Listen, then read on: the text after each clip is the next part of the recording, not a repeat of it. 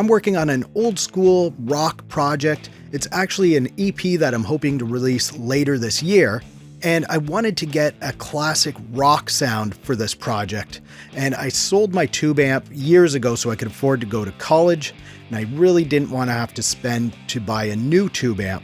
So I decided to go with the Joyo British Sound pedal, as it's supposed to give you the sound of a classic Marshall amp, which is exactly what I want to achieve for this project. So I figured I'd share this process with you, show you what I'm working on at the moment, and do a bit of a guitar recording tutorial using the Joyo British Sound pedal.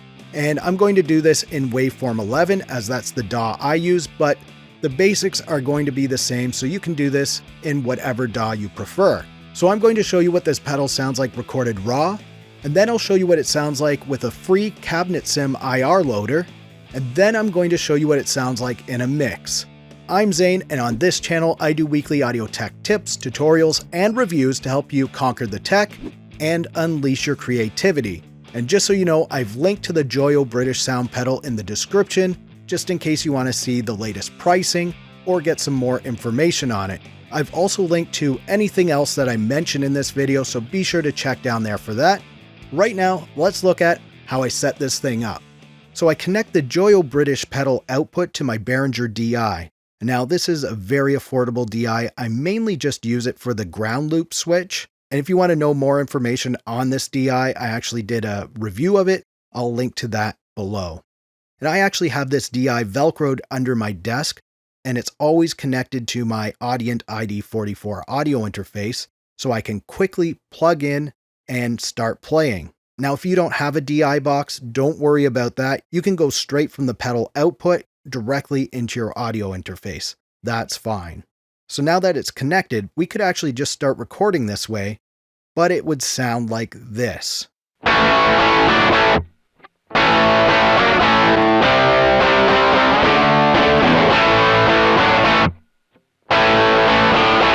Yeah, it's missing something, the guitar cabinet. So I'm going to load the free NADIR IR loader, and I'm going to use the free Redwirez 1960 cab IR collection with it, and links to both of these are in the description. So now let me show you how I set all of this up in my DAW. And like I said before, I use Traction Waveform Pro, but the basics are going to be the same across most DAWs. And if you're actually looking for a DAW, you can grab the free version of Waveform Pro. It's an unlimited DAW and it's very easy to work with. So first I'm going to set up my input. I use input 2 for my guitar, so I'm going to select that. And you just click here, go to input 2, and now you want to press the arm for record button right here. And you should be able to hear your guitar now. If you can't hear your guitar and you're using waveform, just click right there again, and then go down here and you want to make sure this live input monitoring is turned on. Now we want to add the effect. So go over to this section here, right click, add new plugin. Then you would just find the plugin in the list there. And if you don't know how to install plugins into waveform and you want to learn, I actually have another video that shows you how to install plugins and get them into waveform. I'll link to that in the description. These are all the impulse responses that come with NADIR. But I also downloaded that free Redwirez impulse response pack for the 1960 cab. What you need to do is just click on this folder here. I put all the Redwirez responses in the same folder so I can easily get them. So just click here, choose your sample rate and your bit depth. And then you can see the different mic options here. I'm going to go with the SM57.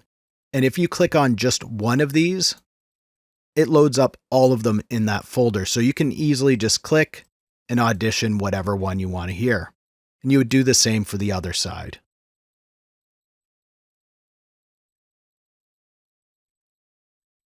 Now you can play around with the knobs on the pedal itself and find a sound that suits the project that you're working on. And also find the impulse responses that work best for your project. So you can see the settings on my pedal here. This is what I'm using. And I found impulse response settings that I really like. I went with the SM57 right in the center on the cap. And I also went with SM57 on a 45-degree angle on the cap, which is a classic way to record rock guitar. So now let's listen to what that sounds like on that recording that we did earlier.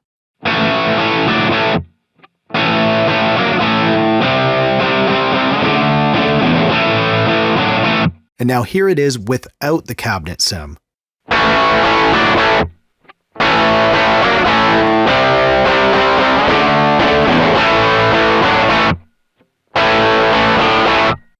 Now let's go back to the project that I'm going to record into. So I have my impulse response set up, I have my pedal set up, I'm ready to record. Just got to make sure this arm for record button is in, and then I would just press record and away I go.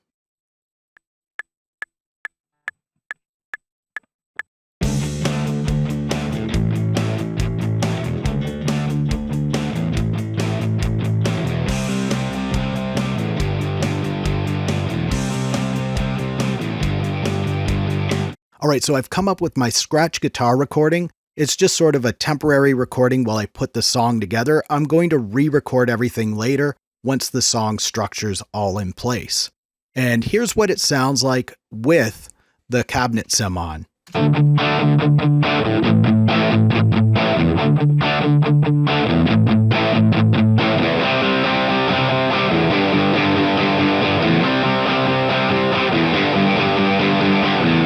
And here's what it sounds like with the cabinet sim off.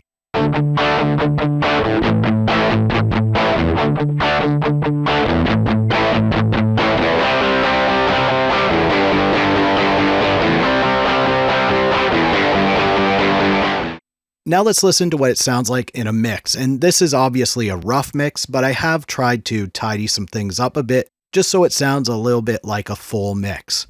And let's listen to that now.